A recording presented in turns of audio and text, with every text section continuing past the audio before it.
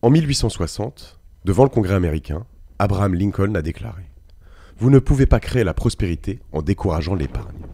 Vous ne pouvez pas donner la force aux faibles en affaiblissant le fort. Vous ne pouvez pas aider le salarié en anéantissant l'employeur. Vous ne pouvez pas encourager la fraternité humaine en encourageant la lutte des classes. Vous ne pouvez pas aider le pauvre en ruinant le riche. Vous ne pouvez pas éviter les ennuis en dépensant plus que vous gagnez. Vous ne pouvez pas aider les hommes continuellement en faisant à leur place ce qu'ils devraient faire eux-mêmes. » C'est, pour beaucoup, la base du rêve américain. Tout ça a commencé par un projet très simple. Moi, je voulais juste enregistrer des podcasts aux États-Unis. Et puis très vite, on s'est retrouvés embarqués dans cette aventure humaine. Cette immersion totale entre New York, San Francisco et Los Angeles. Des villes qui cristallisent pour beaucoup leur rêve américain. Alors on s'est dit qu'on allait en faire un docu, une vidéo, pour comprendre ce rêve, mais aussi montrer l'envers de la carte postale. Avec mes 4 acolytes, on a découvert l'Amérique en dehors des sentiers battus. Laissez-nous vous raconter cette aventure complètement folle, à l'intérieur de ce rêve qui peut très vite virer au cauchemar.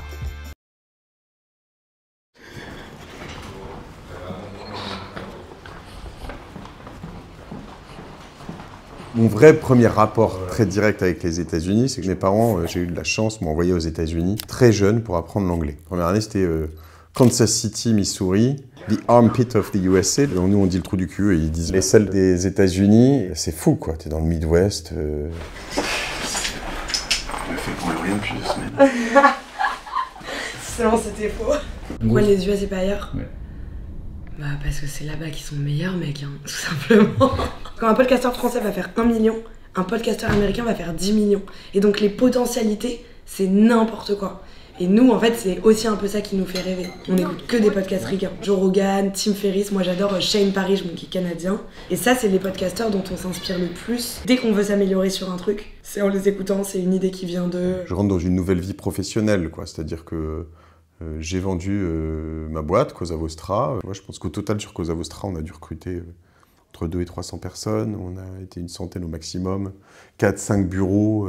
Tu vois, c'est la plus belle marque que j'ai créée. Génération du Turcel, c'est encore autre chose. Mais voilà, je passe dans une nouvelle aventure. Et cette nouvelle aventure, elle est très axée sur le contenu. Avant, je voulais avoir une grosse boîte.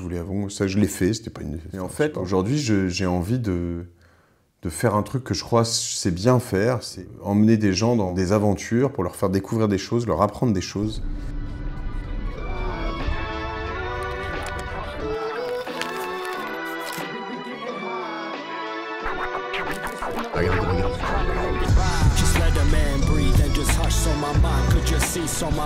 C'est incroyable.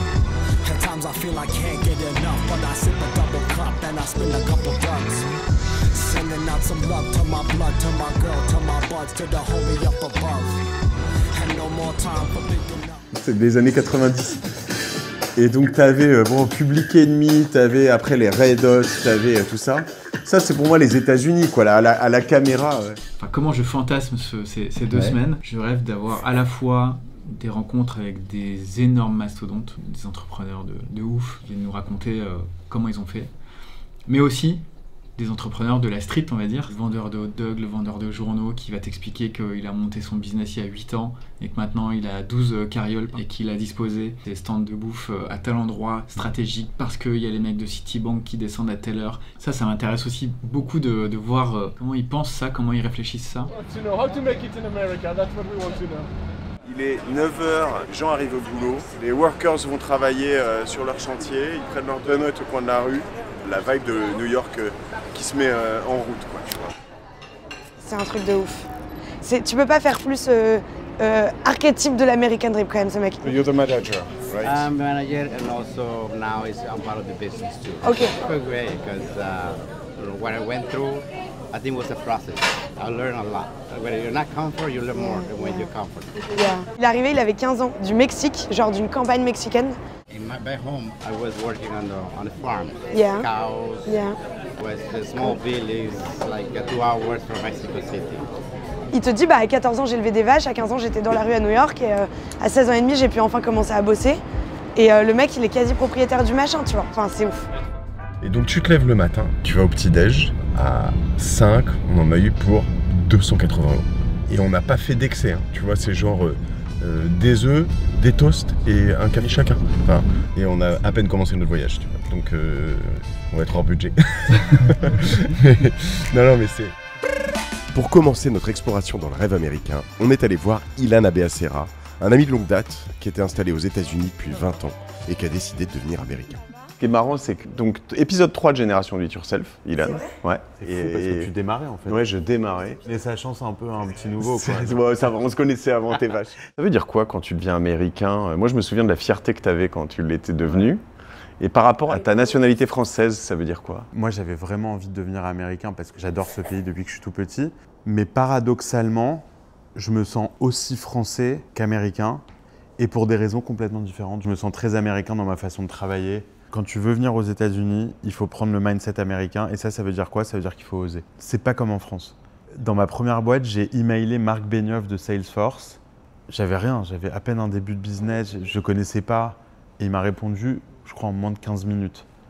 En fait, ce qu'on fait, c'est qu'on utilise notre réseau, notre contact. C'est-à-dire qu'il y a pas mal de gens qui nous mettent en contact avec des contacts qu'ils ont à Los Angeles, à New York, à San Francisco.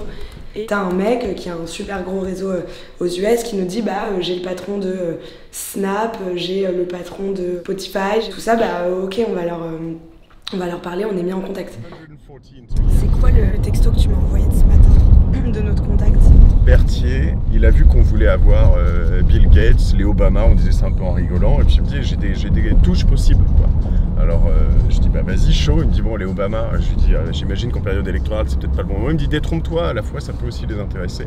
Il me dit je vais regarder, je vais passer par la fondation.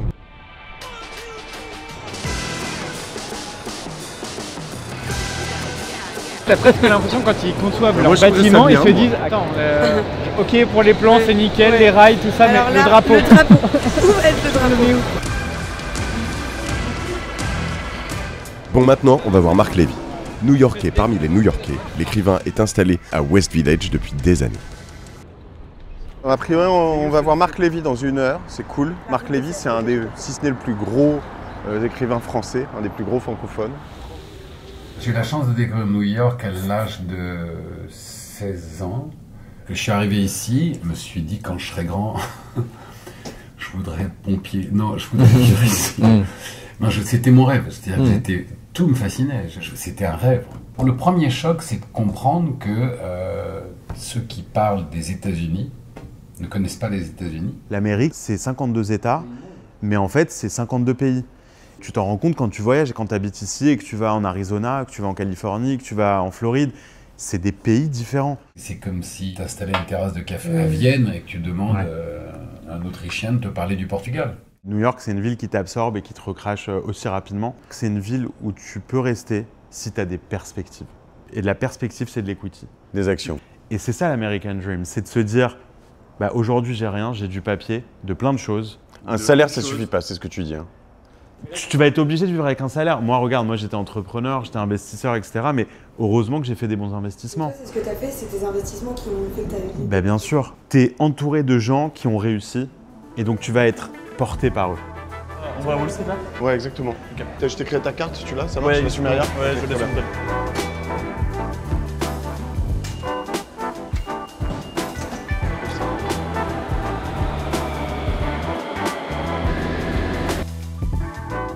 Ce qu'on a appris et compris chez beaucoup d'étrangers qui sont venus, les Mexicains, les Égyptiens, les Français, tous en fait, ils avaient une vraie obsession, un amour qui vient souvent de bien avant. Marc Levy, Ilan, en fait, ils te disent j'ai tout de suite su quoi. Tu vois, c'est vraiment une sorte d'amour pour la ville, une attraction complètement dingue. Il y a des mythes et légendes autour de la ville, avec peut-être un métal spécial qui serait au fond de l'Hudson River où on était hier. Et en fait, c'est drôle, mais ça a tous fait écho chez nous. Ça nous a tous remués, on se dire c'est vrai qu'il y a une énergie ici qui est pas pareille. Quoi.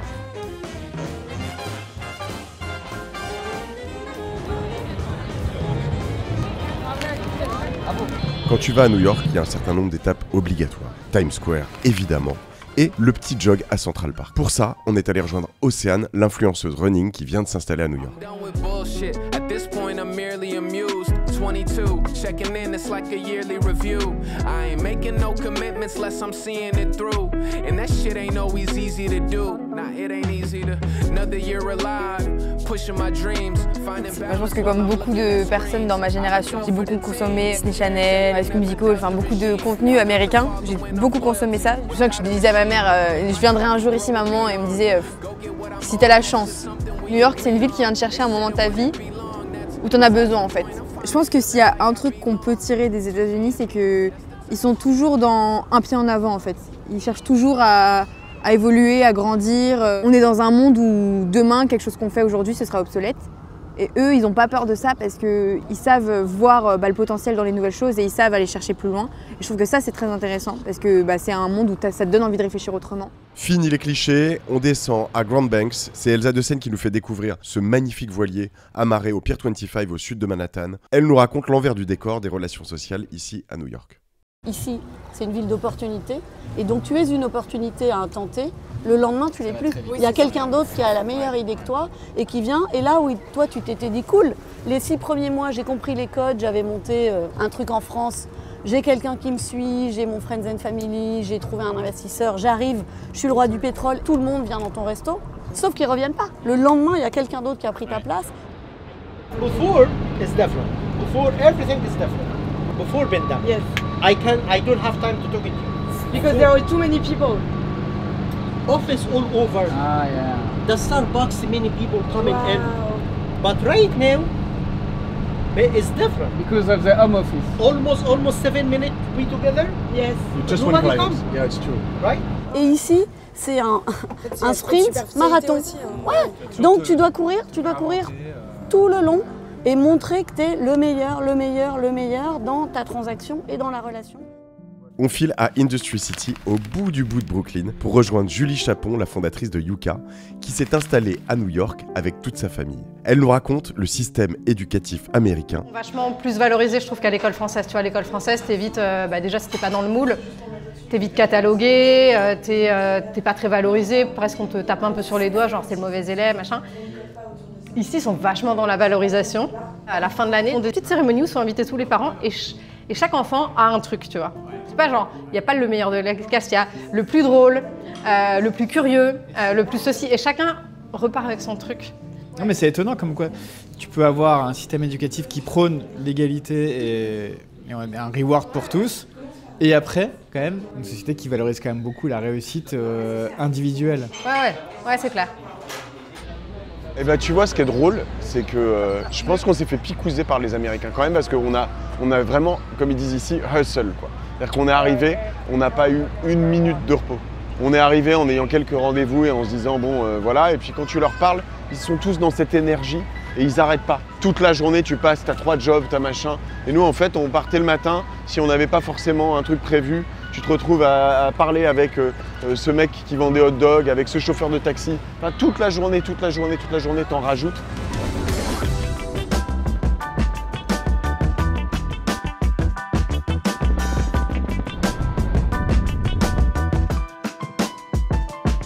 Quelque part, tu es fier d'être new-yorkais. Enfin, tu es fier. Tu aimes ta ville. Mais tu es conscient que ce qui constitue ta ville, c'est toute cette mosaïque de culture et de nationalité. Et donc, même si tu ne connais pas la communauté voisine, tu sais que tu n'existes pas sans elle. Et donc, tu la respectes. Et c'est donnant-donnant. C'est-à-dire que moi, quand je monte dans un taxi, j'ai mon petit accent.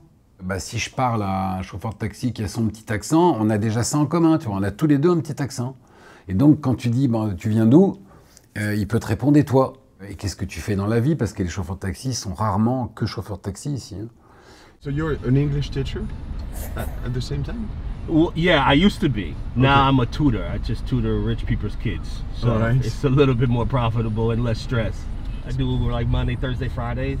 So, and 3 days of Uber and 3 days of tutoring. No, 5 days of tutoring. All right. Sometimes 6. Chimixtali Sarazu, c'est le fondateur de Fresh. Ça fait quelques années qu'on échange, on s'était jamais vu en vrai. Lors de notre première rencontre ici à New York, il me raconte les anecdotes de ouf qui se passent dans la rue. Avec ces gamins. Il y a une énorme mafia égyptienne en fait qui contrôle la quasi-intégralité de la street food à New York. Mais non, il nous a pas dit ça. J'avais lancé une quinzaine de mini food carts brandés pain quotidien à New York. Je me suis dit, bon, c'est pas scalable ce truc, quoi. C'est un peu le bordel. Et surtout, j'avais mes gars qui se faisaient menacer au couteau par les vendeurs de hot dog, quoi. Alors qu'on avait même permis qu'eux, mais sauf qu'ils étaient là depuis 30 ans. Et du coup, c'est la street, quoi. Voilà, vache. Franchement, c'est pas aussi poussé que ça. C'est juste, tu dégages ou je te bute, quoi. Sur New York, il y a des trucs quand même auxquels on ne s'attendait pas. Il y a plusieurs personnes qui nous ont parlé de corruption. Il y a plusieurs personnes qui nous ont parlé de mafia. Et c'est marrant parce que dans les États-Unis, tu te dis c'est quand même une nation qui est perçue comme plus évoluée et tout. Et en fait, tu sens que tu as énormément de dysfonctionnements et cette fracture qui se crée, notamment politique en ce moment, c'est une résultante de tout ça. La dernière fois, j'étais en plein milieu de Midtown. En gros, il y a un malade, complètement malade, qui arrive par derrière et qui essaye de me mettre un sac sur la tête. Mais non. Mais genre vraiment, il court. Hein. Et il rigole et tout. Et là, il saute derrière moi. Et genre, moi, je panique, choquée de ce qui m'arrive. Il y a une dame de loin qui arrive vers moi et qui court et tout et qui le pousse. Et le mec, il part avec son sac en rigolant. Et elle me dit, ah, je suis désolée qu'il t'arrive ça et tout. Et tout le monde autour, c'est-à-dire qu'on est en plein Midtown, Times Square à 2 mètres, des rues pleines de personnes. Personne, tout le monde me regardait la scène et ça marche, ça continue, ça fait sa vie. C'est marrant parce qu'à la fois, c'est un endroit qui est toujours très impressionnant et à la fois, c'est un endroit, tu sens qu'il peut-être il est en train de fissurer. Je m'y attendais pas complètement. C'est notre dernier jour à New York. Demain matin, on part pour San Francisco à l'aube parce que notre vol est à 7 h. On a fait ce choix de partir très tôt pour profiter au max de San Francisco demain, parce qu'avec le jeu du décalage horaire, on va arriver relativement tôt à SF. Menlo Park, Palo Alto, Cupertino, toutes ces banlieues de cette ville incroyable dans laquelle il se passe tout dans la tech. Tout vient de là. Il y a tous les investisseurs, il y a tous les ingénieurs. Et le reste du monde est une périphérie de San Francisco dans la tech. Et demain soir, ce qui est intéressant, c'est qu'on va être plongé dans la vie à l'américaine au plus près, parce qu'on va chez le cousin de Mathieu qui a la grande gentillesse de nous accueillir. On vient d'arriver à San Francisco, on sent que c'est bien différent comme vibe, comme ville. Soleil, plus grand, moins grosse ville imposante comme New York. Et là on va récupérer la voiture. Donc... Voiture, le gros gamos, ouais. Oh il est blanc. Oh il est blanc.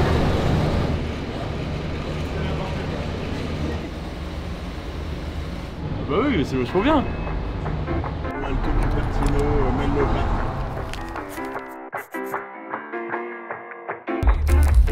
Oh!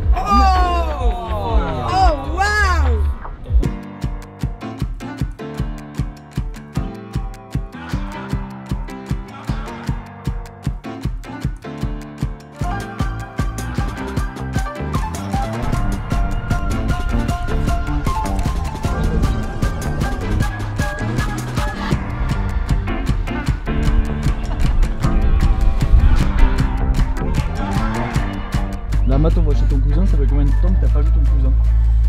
Écoute, mon cousin Julien, a.k.a. Robbie, c'était mon associé dans ma première boîte. On a bossé, je pourrais dire dans une cave en Californie, c'était dans un studio dans le 16e arrondissement, c'est un peu moins dramatique. Mais on a lancé cette boîte qui s'appelle Seasonside et je l'ai pas vu depuis un an et demi. Il est passé à Paris là, mais sinon je l'avais pas vu pendant très longtemps. Et il habite ici à Auckland. T'es sûr de toi là, patron? Bon bah bienvenue à Auckland. Hein. Santé boss. Moi je suis sympa donc j'ai pas besoin d'être bien élevé. Merci de nous recevoir. Santé le dragon. Cheers. Avec grand plaisir. Oui, c'est pareil. Les Américains, on se ressemble, on regarde les mêmes films, on a les mêmes marques, etc. Et t'as juste l'impression que bah, tu fais ton français aux États-Unis et que ça marche pas du tout. Moi, il m'a fait peut-être un an ou deux pour se réadapter. Je me suis dit en fait le fossé c'est le même entre la France et les États-Unis et la France et la Chine. Je sais pas, au début je proposais des cafés à tout le monde et les gens me disaient bah, non mais pourquoi, c'est que tu veux parler de quoi, je sais pas, on va improviser et compagnie. Et non, tu vois, il faut qu'il y ait un agenda. Le café il commence à l'heure, il finit à l'heure.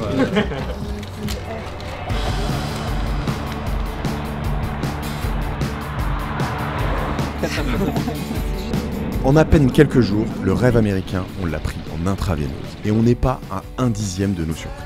On s'octroie une petite pause chez le cousin Robbie sur la baie de San Francisco à Auckland avec en prime une petite balade.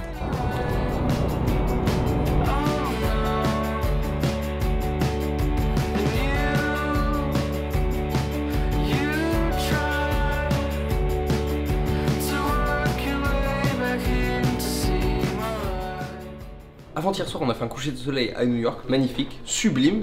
Hier soir, coucher de soleil West Coast en Californie. Et aujourd'hui, on va faire des enregistrements, rencontrer d'autres podcasteurs et se balader dans San Francisco.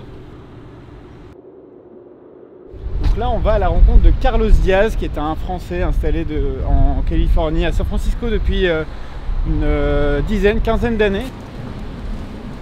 Nous, on se connaît depuis quelques années. Ouais. Pourquoi t'es arrivé ici à San Francisco? J'ai débuté dans la tech en 97. On a créé une agence digitale qui est devenue Imakina, qui est rentrée en bourse avec mon frère. Et à l'époque, en 2009, la scène tech française, elle avait strictement rien à voir avec ce qu'on a aujourd'hui. J'ai vite compris que ça se passait pas là, quoi. Je faisais des allers-retours avec la Silicon Valley et là, j'avais un monde complètement différent où la tech était au centre, au cœur de tous les sujets.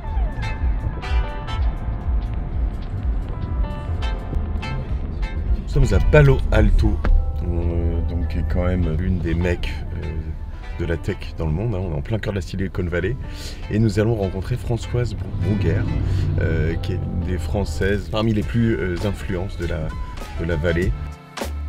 François, ça fait près de 30 ans que tu es aux États-Unis, 20 ans que tu es dans la tech. Tu es passé chez Google où tu as emmené un business de 8 à 16 milliards de chiffre d'affaires, chez Pinterest, chez Square.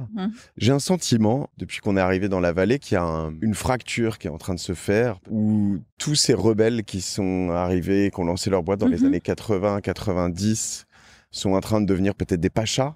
En tout cas, ils ont beaucoup d'argent. Est-ce qu'il y a vraiment un point de bascule? Est-ce que c'est récent? Est-ce que c'est très fort? Il y a un point de bascule aux États-Unis en général. Moi, quand je suis arrivée dans la vallée, les ingénieurs, la seule chose qu'ils voulaient, c'était vraiment créer des produits qui changent le monde. Et je pense que c'est devenu un système parce que ça a créé énormément de richesses pour tout le monde, mais c'était pas le but originel. Je pense que ça a créé une société beaucoup plus capitalistique. Les gens le comparent quelquefois au Golden Age. Ça a pris presque 10 ans pour comprendre, pour comprendre véritablement quel était le sens de l'argent.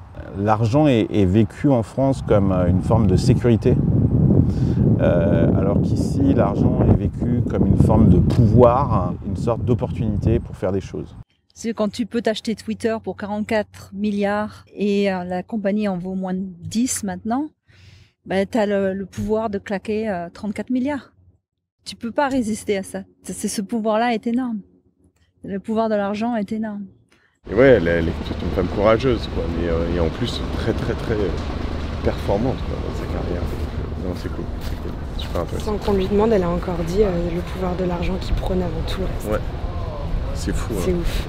C'est vrai que c'est fou ici. L'argent est roi plus que partout ailleurs. C'est le capital qui te rend riche, c'est pas le travail, c'est pas ton salaire.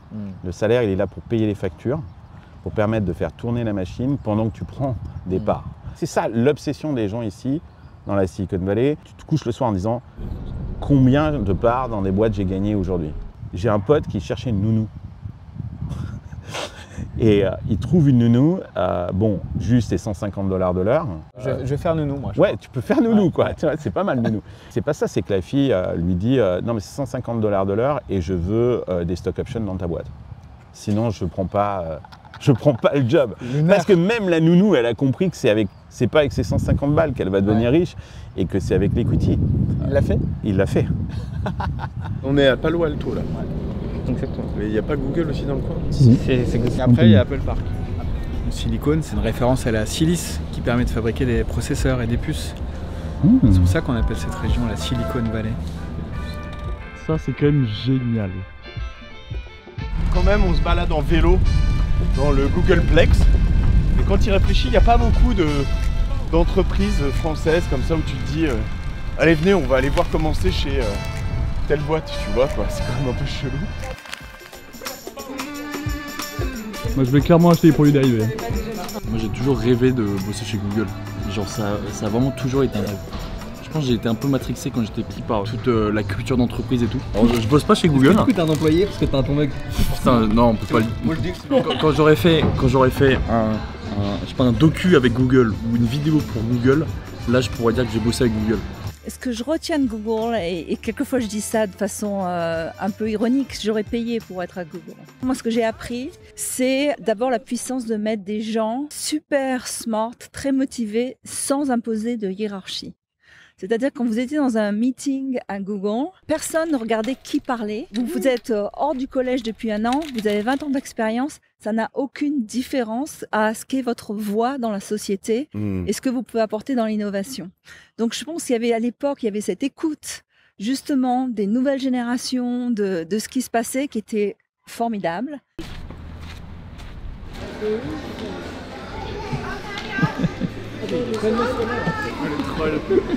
T'imagines, t'as un rendez-vous genre de l'autre côté.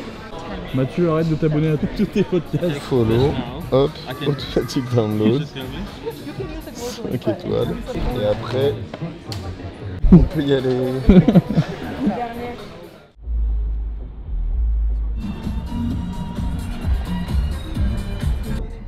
La clé de la Silicon Valley, c'est effectivement une concentration de talents, une concentration de capitaux, mais une proximité très forte avec les médias, qui joue un rôle amplificateur énorme, à une échelle internationale.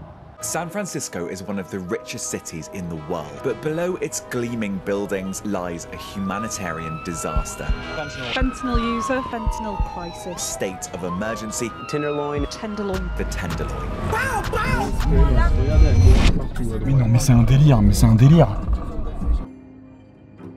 Voilà, touche. Oh là là, les gars. Par contre, tu vas être Oh la vache.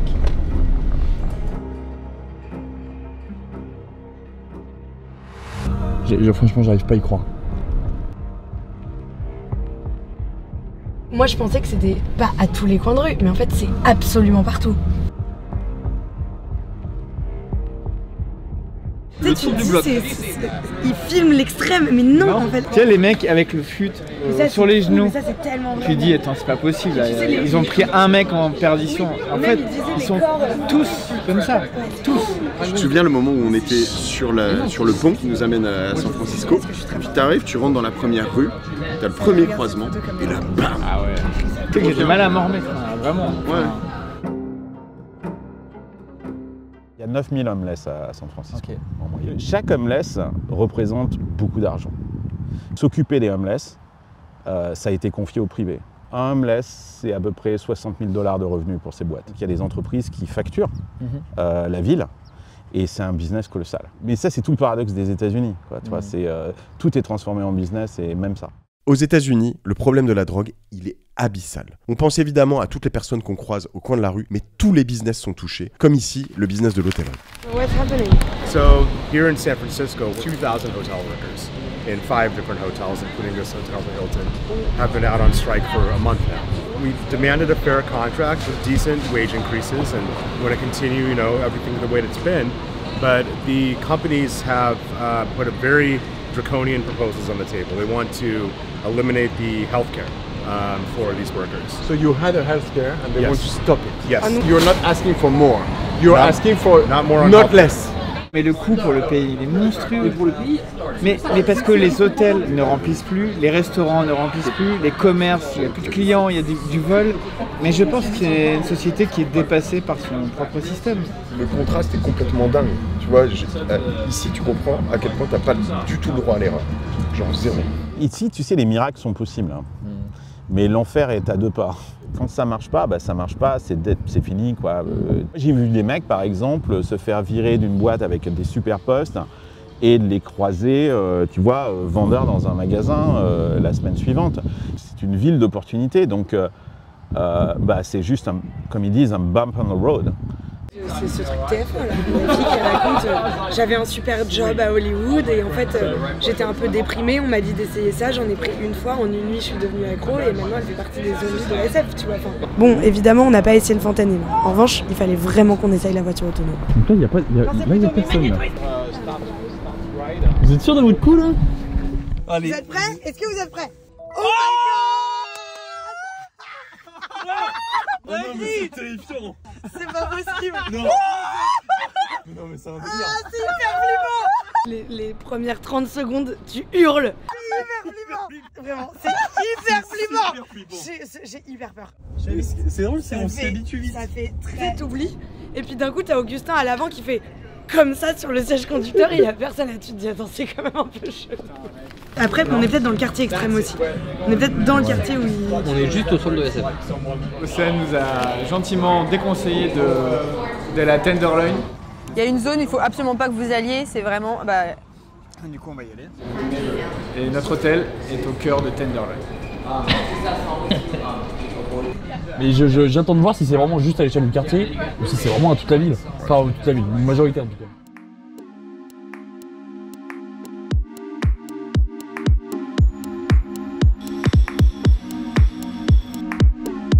Ça change un peu de l'ambiance fentanyl qu'on a connue hier, hein, quand même. Ça c'est clair. Ça fait du bien.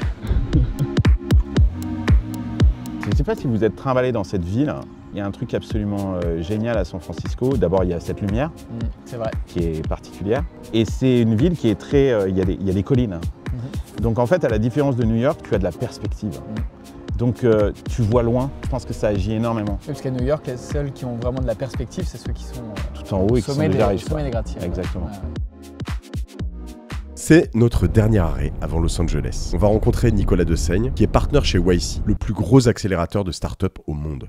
YC, c'est quand même le truc le plus bouillant de la tech en ce moment, tu vois. C'est limite mieux d'être chez YC que chez Google ou Meta, en tout cas pour les entrepreneurs, tu vois.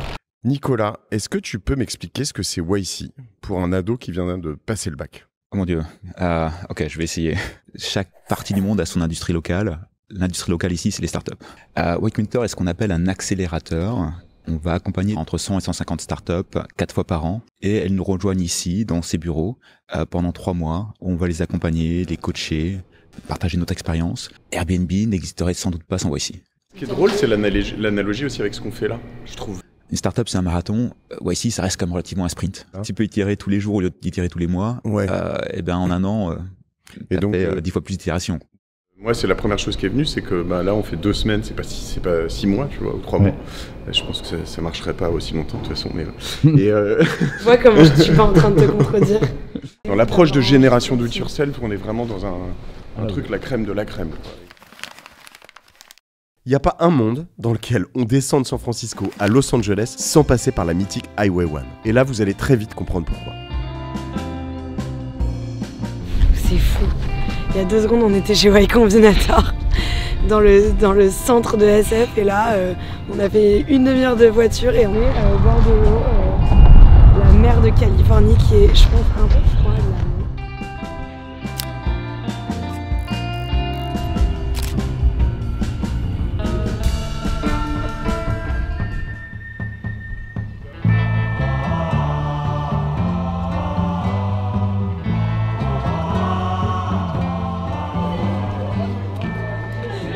Là, on peut nous mettre en Alabama, au Michigan, dans le Wyoming ou le Wisconsin, c'est le même endroit. Le mec les cite tous 45 minutes plus tard. Oklahoma, le moindre petit non mais tir. T'as vu comme elle se victimise en plus? Alors c'est quand même un truc de ouf. Non mais vous, la meuf, personne ne fait un toute la journée nous envoie des tacs. Là, elle vient de nous envoyer un gros tac dans la gueule. Et là, la caméra s'allume et elle se plaint de harcèlement. Tu vois? C'est quand même. Je fais ça parce que vous êtes comme ça. La Clémence Lepic Theory, la méthode de Clémence Lepic. Vas-y, sors. Vas-y, tu sais quoi? Fini.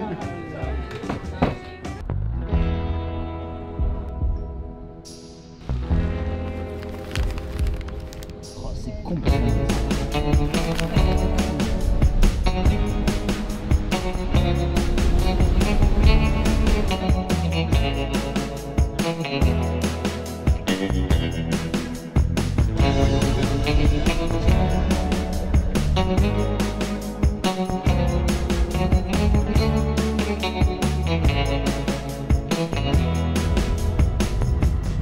Moi je pense que son estimation elle est pas bonne là.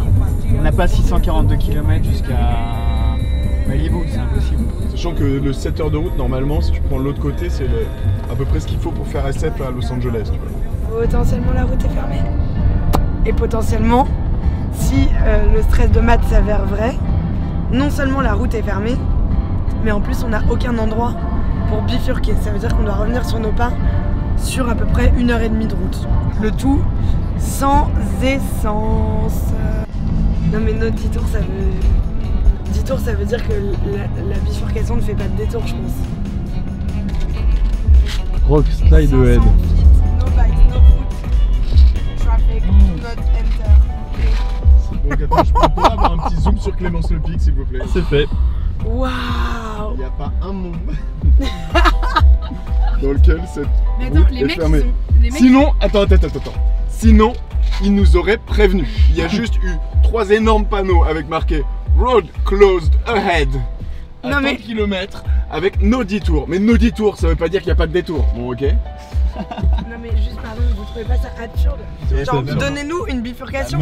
Tu vois, et voilà, le Clémence Le Pic dans toute sa splendeur. Après l'arrogance, la condescendance, tout voilà. On rajoute tous les défauts les uns après les autres. Tac, et hop.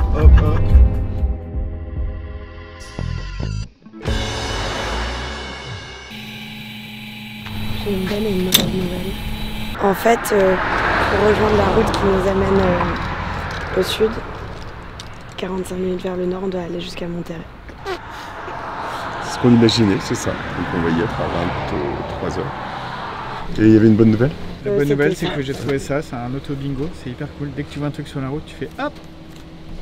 Ah, voilà. Rigolo. Tu veux qu'on fasse un truc de daron, regarder une carte? Non, je veux pas être assimilé à ça. D'accord. On va te semblant de dire une carte là de Salinas. Là. Et là, Et sans... on prend la 101.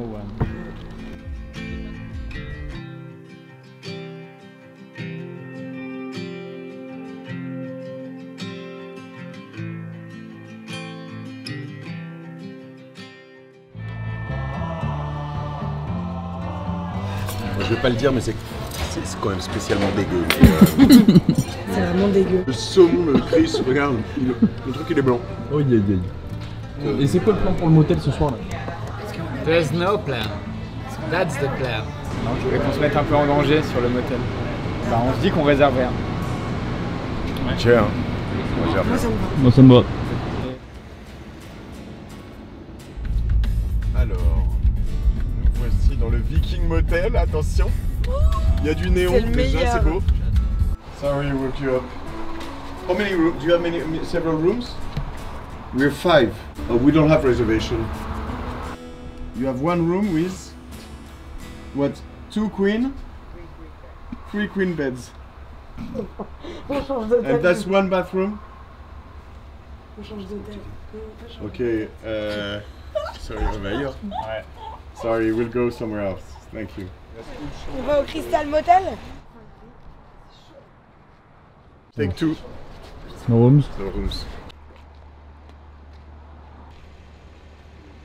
Bon, bah, on va prendre 3 rooms. Il me regarde, il me dit tout. Je dis bah non, 3.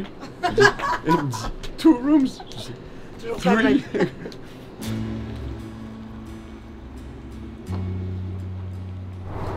Au revoir.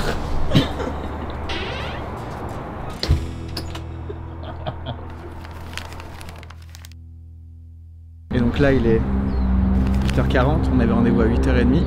On a Axel, on a Mathieu, on a Augustin, à moi-même. Et des personnes qui râlent. Moi je trouve que vous êtes en train de faire une séquence sexiste parce que c'est pas vrai. C'est pas Clémence qui est toujours en retard. Je suis au moins aussi en retard qu'elle. Je ne veux pas qu'on laisse paraître ce genre de message dans nos productions. On va être à 11h à Los Angeles, c'est ça? Le mec, c'est à moins de 2 heures Los Angeles. Là, tu t'es lavé les cheveux, c'était du confort ou c'était nécessaire?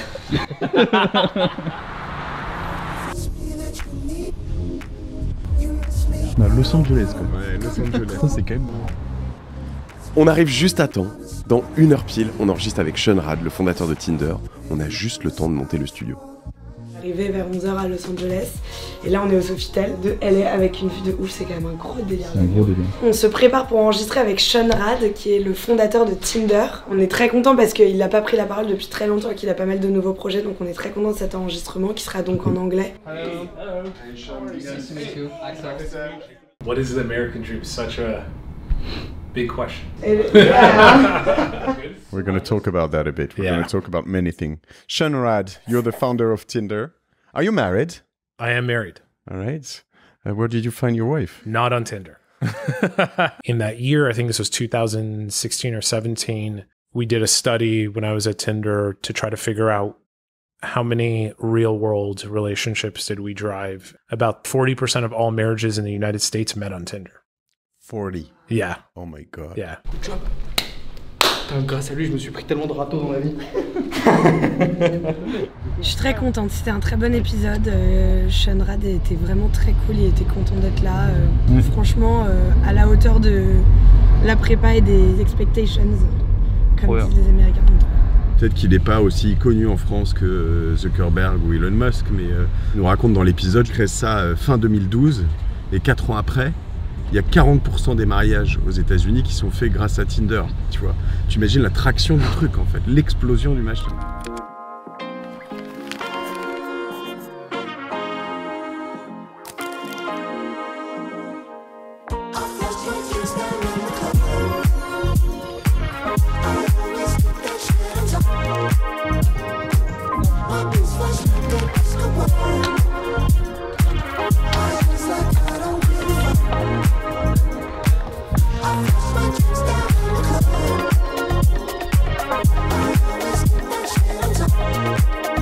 Nous sommes à Venice Beach, plage iconique de Los Angeles. C'est fou parce qu'il y a une semaine on était à New York et on se disait mais on était tellement bien à New York. Et c'est pas du tout la même vibe. T'as une préférence? J'aurais été à New York, je t'aurais dit New York, Los Angeles. Je te dis clairement Los Angeles. Et là on se dirige vers la French Tech, c'est ça? C'est ça. Ouais, on va à un événement de la French Tech avec beaucoup de Français. Ça va être trop bien, on va rencontrer plein de gens encore. Mais surtout que nous on vient de Beverly Hills, bah oui, c'est beau, pareil. tu vois. Je suis ravi d'être là, on est ravis d'être là, nous on est arrivés ce matin. Alors, je suis avec des enfants qui se baladent un peu ici, on est tous comme des fous à découvrir Los Angeles, vous êtes habitués vous, mais tellement heureux d'être avec vous deux. Et on va parler de marque personnelle. À cet événement de la French Tech, on a rencontré Amanda Stairs, qui est écrivaine, scénariste, productrice. Et c'est là qu'on a décidé qu'on allait enregistrer un épisode avec elle. Il y a un truc qui m'a frappé, c'est t'es hyper prolifique. Dès que je vois que t'as un roman qui sort une année, l'année d'après t'as un roman, entre les deux t'as un film que tu réalises, tu lances une boîte de prod. Il va falloir que tu m'expliques comment tu cales ça avec des enfants. Comme dans chaque métier, il y a des moments difficiles et beaucoup de travail et des déconvenus, mais j'ai la chance de me réveiller tous les jours pour faire ce que j'aime. Et ça change tout dans la vie. I think when you are authentic and real, you have a better chance of attracting someone. At the same time, if you notice someone else's authenticity, you can pick out something unique about them. So right? not being perfect. Not being perfect. And I think it's true for life. I mean, perfection is an illusion. L'avantage ici, c'est que quand ils trouvent que vous avez du talent, ça va beaucoup plus vite. Il faut du temps pour arriver aux bonnes personnes, mais elles vous reçoivent, vous avez une chance. Il ne faut pas la planter, mais ils vous voient et qu'ils vous trouvent du talent, ça va vite. You know, Steve Jobs would say, those who think different, the misfits. Evolution requires celebrating risks. America really celebrates that, and we need to continue to celebrate that and not antagonize those who are different. J'adore LA, je vous jure, quelle vibe. Si je liste tous mes invités de Génération Do It Yourself et que je pense rêve américain, le premier qui me vient en tête, c'est Gad Elmaleh. Donc Gad, vous êtes revenu des États-Unis et vous avez perdu la langue française, vous ne parlez plus français. Yeah, I don't know. For some reason, I just it went away. You know what I mean? On va parler du rêve américain, Gad. C'est quoi le rêve américain pour toi? J'ai compris, quelques années après avoir suivi ce rêve américain, l'idée d'aller faire des choses aux États-Unis, j'ai compris que le rêve américain est un moteur, mais pas une destination. Si tu as envie de te balader à Venice Beach et de faire du surf et de vivre la Californie, c'est sympa en qualité de vie, mais en businessment parlant, c'est une catastrophe. En fait, il marche, mais tu gagnes pas d'argent.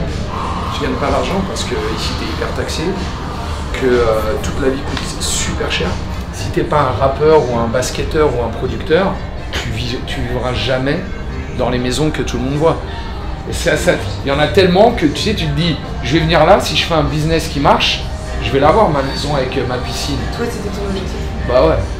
J'ai compris que le rêve américain, c'est un label qui, pour moi, correspond simplement à des valeurs, une forme d'ambition et une forme aussi de passage à l'acte en fonction de nos projets. C'est comme McDo, c'est une franchise.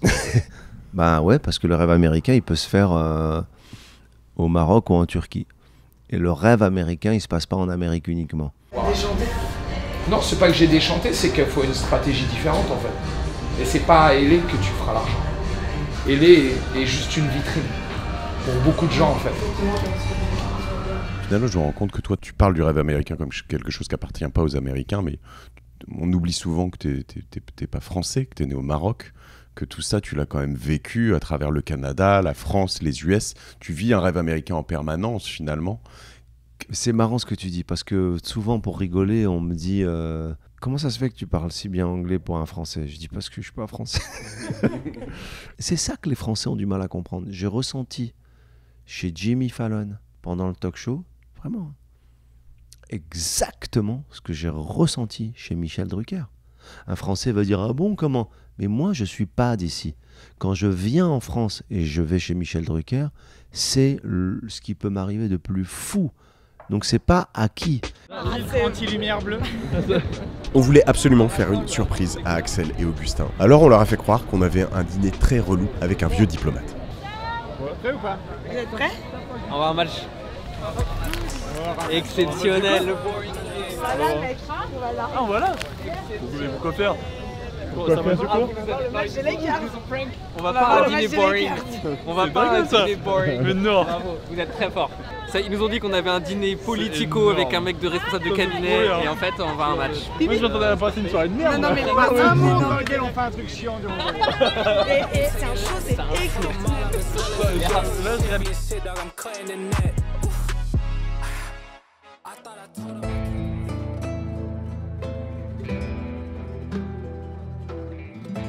C'est quoi l'arme secrète des Américains ou... La rapidité, la vitesse. Putain, ça je suis obsédé par ça. Je suis tellement d'accord. Je trouve qu'on est tellement lent, mais ça, je sais pas à quel point ça vous... La rapidité d'exécution de tout, en fait. C'est quand tu parles à quelqu'un, 10 minutes après, tu as l'email d'intro, le lendemain, tu as le call, le surlendemain, tu sais si c'est oui ou non. En fait, ça, c'est déployé partout. Ce qui sert la mise en œuvre de leurs rêves, c'est quelque chose qui ne correspond pas à notre culture. Le fameux « OK, make it happen ». C'est important, make it happen, parce qu'en France, nous, on a un problème de passage à l'acte. L'une des erreurs les plus fréquentes que font les fondateurs, c'est qu'ils vont vouloir être parfaits avant d'aller sur le marché. Énorme erreur, parce qu'il n'y a qu'un moyen d'apprendre si ton produit est le bon, c'est d'avoir des clients. Et donc, le mieux, c'est d'aller vers les clients le plus tôt possible. C'est ce qu'on dit à Voici. Il y a 2 choses à faire dans la vie d'une startup, coder et parler aux clients. C'est les 2 seules choses qui sont importantes. Le plus tu vas être capable de faire ça tous les jours, constamment, le plus tu vas aller vite parce que tu apprendras de leur feedback. On a une forme de pré... On est présumé ça va pas marcher. Aux États-Unis, c'est présumé ça va cartonner. Donc quand ils se trompent, ils se trompent, voilà, bon. Mais nous, quand on se trompe, il y a une espèce de confort dedans, se conforte dans je t'avais dit, tu vois, ça marche pas. Bon, on est à Los Angeles, c'est Halloween. On était obligés de s'incruster à une soirée. Évidemment, on a réussi. Ici, on vient chercher des déguisements pour notre soirée d'Halloween qui s'est organisée de manière totalement last minute, improvisée. Pourrait quand même être rigolo, c'est de réussir à s'incruster dans une soirée Halloween samedi soir. Ça va être trop cool de vivre une soirée Halloween à l'américaine. Une vraie soirée Halloween. Tu sais combien j'ai de frais là? Juste en frais de change, j'ai payé $30 de frais de change. Depuis en 15 jours. En 15 jours. Tu fais plein de trucs avec 30 balles en absolu. Alors ici, non. Chez nous à Paris, quand même, tu fais quelques trucs quoi. 30 balles. Ok. Bah écoute, voilà, tu iras sur Sumeria maintenant. T'as gagné. Non mais tu vois, même aussi pour ça. Je leur ai collé une sortie de 50 bornes en vélo pour aller voir les Hollywood Signs, et en vrai, je suis pas sûr qu'ils soient très contents. Clémence, oui. Tu vas le payer. Moi, je vais faire du vélo, et je suis tellement saoulée de devoir faire du vélo, mais bon. Non mais sérieux quoi, qu'est-ce qu'on fait? Qu'est-ce qu'il faut pas avoir pour avoir une promotion, je te jure. C'est comme d'hab. On va à l'avant et on est content. Exactement. Ça va être trop bien. Ça va être trop bien. Oh my god, massive view, massive vibe. It's gonna be alright. How can you tell? I feel it in my... Sur l'invitation de Frédéric Play, qui était un invité de Génération des Tout Seuls, on est allé sur la French Mafia. Cycling Club. Ça c'est une marque. Voilà, des Français qui font du vélo tous les dimanches en fait. Ouais. Ici l'avantage c'est que tu peux en faire toute l'année, il fait à peu près beau tout le temps.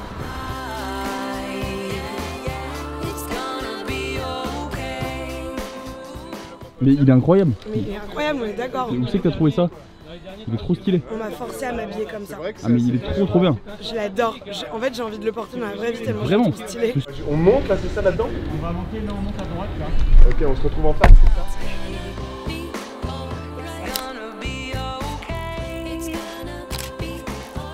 Complètement what the fuck, on a quand même toute la ville là. On est en dessous des signs quoi, du Hollywood qui est juste là. C'est incroyable.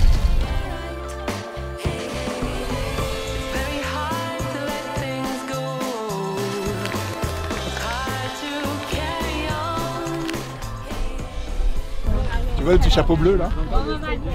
Ah ouais. Tout le bloc. Tu bosses là toi? Ouais, c'est Disney. Parce que c'est quoi toi ton travail? Moi c'est feignant. Non, c'est animateur. C'est vrai? Ah, tu dessines chez Disney? Là, on vient de finir Moana 2 et on commence Zootopia 2. C'est trop stylé. Mon homologue américain, chef du département layout, a été promu directeur artistique. Et on avait travaillé super bien ensemble sur Bossu Notre-Dame. Et donc il s'est rappelé de moi, hey, le Frenchie, là, il pourrait peut-être venir nous aider sur Tarzan. Je devais venir uniquement pour 1 an, 35 ans chez Disney. Ah ouais. Hier, j'ai déjeuné avec mon frère dans un petit resto et il m'a dit mon rêve, c'est d'avoir un resto comme ça. J'ai dit waouh. Et où t'aimerais l'avoir? Il m'a dit hein? Comment ça où? Ben où? Tu veux le faire où? Je sais pas. Je lui ai dit c'est ton rêve? Et il m'a dit oui. Je dis ben fais-le. Mais c'est ton rêve ou pas? Ouais. Et pourquoi tu le fais pas? Il me dit c'est vrai ça. Bosser à Disney c'est exceptionnel. Mais c'est plus qu'extraordinaire parce que pour un franchouillard, tu te dis c'est pas possible quoi. Un petit Français de rien du tout qui est dans la boîte que tous les Américains ont envie d'y aller. C'est le summum du divertissement américain. En fait, les gens ne pensent pas que ce dont ils rêvent, ils peuvent le faire. C'est bizarre. C'est comme si c'était dissocié. Qu'est-ce qu'on doit changer en France alors?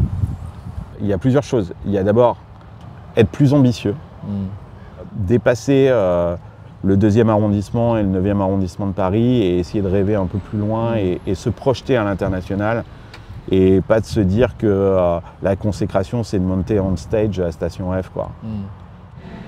Ma compréhension maintenant du rêve américain, c'est de mettre beaucoup plus d'ambition dans tout ce que j'entreprends. Il y a un point commun entre tous les entrepreneurs qu'on a vus ici, c'est qu'ils voient grand tout de suite. Il n'y a pas de tiens, je vais faire un petit projet, je vais faire une petite boîte. C'est quand même aussi un narratif que j'ai assez fort dans Génération Do It Yourself, c'est que si tu te dis que tout est possible, ben, tu peux faire plein de super choses. Et moi je sens encore que malgré tout ça, malgré ces années de podcast et ben, de temps en temps je peux me brider encore. Je pense qu'on est un peu dans le moment charnière où on est presque prêt à prendre ces risques-là. Mais en tout cas, je pense qu'il est temps qu'on les prenne et ce voyage aux États-Unis est peut-être le marqueur de on se mouille, on n'a pas peur. Et réussir à faire des choses qui sont encore à chaque fois plus grandes, quoi, plus ambitieuses, plus drôles. Moi, j'en veux plus en fait, quoi. Inconsciemment, tout ce qu'on a vu ici, ça provoque déjà quelque chose en moi.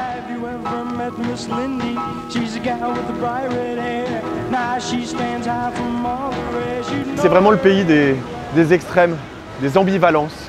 Tu dois réussir, sinon tu crèves, littéralement. On est quand même content d'être en France dans un pays qui protège ceux qui en ont le plus besoin. Grâce à ces extrêmes, tu arrives à pousser le génie humain dans ses retranchements, quoi. À envoyer des fusées dans l'espace, à créer des technologies d'intelligence artificielle complètement dingues. Parce qu'en France, j'ai l'impression qu'il nous manque juste quelques petites choses pour refaire partir ce pays de l'avant, en tout cas sur le plan économique. Bah, je suis triste de partir en réalité, hein. Même si on est très fatigué, donc c'était quand même très intense.